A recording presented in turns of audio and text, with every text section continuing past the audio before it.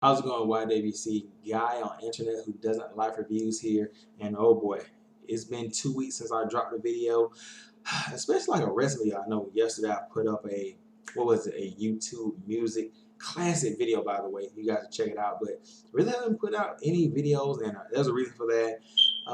Just been out and about, man. And by the time I get in, Raw is 8 o'clock, and let's just face it, Raw hasn't been all that stunning. And look, until they get good wrestling, in-ring wrestling, I don't care about how much money they made or how much Vince brags about whatever. I don't care. I want good in-ring adult wrestling in the ring that entertains me.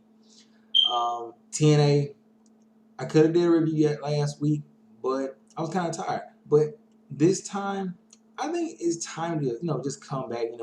Make sure I don't lose it or whatever. But anyway, let's get into TNA for this week, which was a pretty good show. I'm just gonna get this pink, no pun intended, pink elephant in the room out of the way. Yes, they showed the Bound for Glory main event. Uh, I get why people would be upset about it because look, you paid $40 and they're showing it for free. But look, you paid $40 to watch it live then and there. It's not 3 weeks ago anymore. I hate this shit. Motherfuckers always hold on to the past. Oh, wrestling isn't as good as it used to be. But no shit. Well, I would say wrestling now is a little more fast paced or whatever. The moves that they pull off now are better than what they had back then because the guys are more athletic and pull off better stunts. So that's subjective, but come on, 3 weeks. 3 weeks. I mean, I spend $40 in one day. You haven't spent $40 over 3 weeks. Come on, come on. But there's a reason they showed it to show why this tournament is happening. Also because they might not have enough footage. Who's to say? But don't cry about them showing a pay-per-view match 3 weeks. Hell, WWE does. They're comparing WWE. Yeah, I'm gonna do it. WWE does the same main event or the same matches on the following Raw. So stop crying about it. Anyway, the first match, Austin Aries versus Mr. Anderson. Obviously, match of the night. A lot of good moves in here. Anderson hitting a second rope. What does he call it? Thing? Green Bay plunge. Or does he call it Wisconsin Falls? I think he calls it Wisconsin Falls when talking about the rolling senton. That was a pretty good move. Austin Aries wins with a brain buster off of the second rope. Yeah, I think the second rope. It was a pretty sick move. Good match, like I said, match of the night. And then you get Mandrews versus Tigre Uno. Mandrews finally, after all this time, showing a little bit of personality. Now he's doing this whole surfer thing. He's got this thing where before he runs into the ropes or does a drop kick or whatever, he does like a little skateboard action or whatever. It's just something to add on to the character. Obviously, the guy can wrestle, and he's a vault of energy into the S division. But Tigre Uno is put on wrestling clinics, and for a small guy, I don't think people are really understanding what Tigre Uno is doing. He's a no nonsense type of guy, like all that shit, like the clowning shit or whatever. He's got it like, yeah, I'm a small guy, but fuck all that. I don't play games. Just like then he has that. What did he win the match with? That crossover German suplex in the turnbuckle. That thing is just fucking nasty. It's a good setup move that it does. What is he set up for? The Starship Pain. I don't know what he calls it, but if you know what Starship Pain is, that's basically the same move. He ends up winning the match with that. Uh, then you have, this is interesting. You have two recaps because they showed the Bound for Glory. I do wish they would have showed these two matches, Jesse Goddard versus Crimson. Jesse Goddard ends up winning with the Adonis crap. They probably should have showed this match. I mean,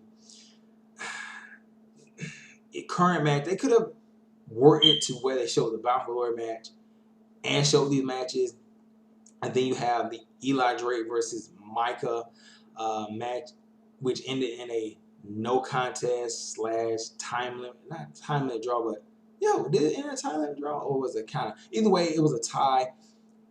It's something there for a bitter rivalry, but still, I do wish they would have shown the matches because these two are very interesting matches. I'm surprised that Jesse Goddard. I can see them doing something. I'm not saying he should win the world title, but there's always been something there with Jesse Goddard. It's just they haven't really plucked it out of him yet.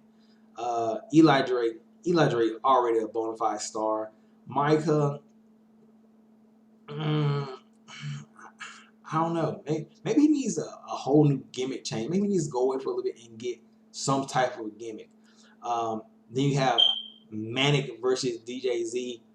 A lot of athleticism in this. I mean, we've seen this match before, but you know, I'm gonna also say this right here. Manic, I don't like him wearing the mask. Like, it's just something now we know he broke away from the Revolution and he's wearing the Revolution mask. It feels weird. I mean, I understand TNA wants to have the mask for like sales and everything like that, but come on.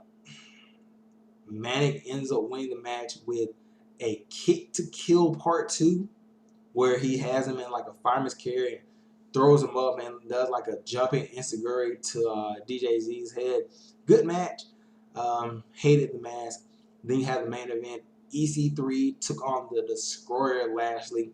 Lashley, he did what he does. He dominated most of the match with EC3 getting offense only when Tyrus interfered, like running Lashley into the pole, pulling Lashley out. In the end, let me see, what was Tyrus? Yeah, Tyrus got into the ring with a steel chair.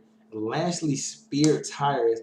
The chair flung or whatever. EC3 picked it up. Referee's getting Tyrus out or whatever. EC3 goes to hit Lashley with the chair. Lashley blocks the chair. EC3 hits the low blow to the nutsack and then hits the 1%er. 1, 2, 3. EC3 gets 3 points and moves up number 4. 4 points or whatever. So all in all, a good show. I'm really wondering where this is going to lead to. I want to see who's going to be the final 16, and it's going to be very interesting when they get down to the final the 16, and then have the women competing against the men, and it's like one match knockout. I wonder how far one of the knockouts, because obviously going to be only 2, and I think it's probably going to be. I'm gonna say Awesome Kong and maybe Brooke, maybe, or Gail Kim, maybe. Who's to say? But I know Awesome Kong's going through. So who is Awesome Kong? It doesn't matter. I look forward to the future. Like I said, good show. And I don't know. I may review Hell in a Cell, or I may be busy, but yeah, I'm still live doing videos. I just won't do them that often because stuff happens, and I don't know. Anyway, I'll catch you guys later, and I don't even have an end phrase for this. I don't know. Anyway, I'll catch you guys later, and peace out, I guess. I don't know. Anyway.